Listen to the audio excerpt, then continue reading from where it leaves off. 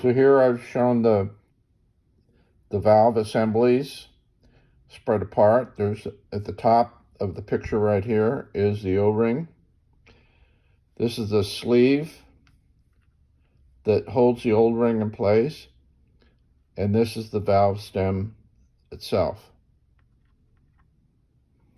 So the first thing we do is drop, with the shoulder facing up, we drop that into the hole. Same on the other side. That's facing up, goes into the hole. Next, we coat the O-ring with a little bit of grease, both sides.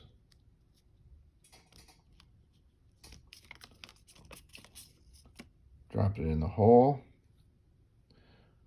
Do this to the second O-ring.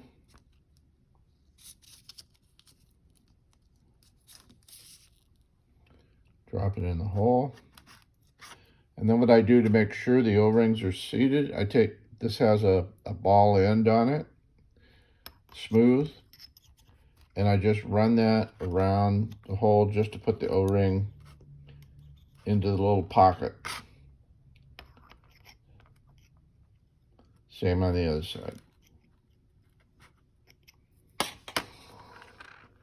Next step is to take the valve stem, place the stem down, like so.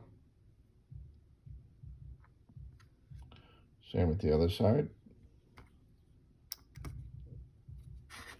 Next step is to take the compression springs, just place them on top of the stem, like so.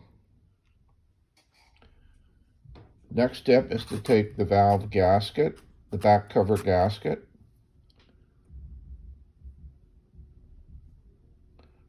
and then I put a little bit of lubricant on both sides to help it seal. I don't use any glue or Loctite. And that fits over the back like so. And then what you try to do is get the holes lined up the best way you can,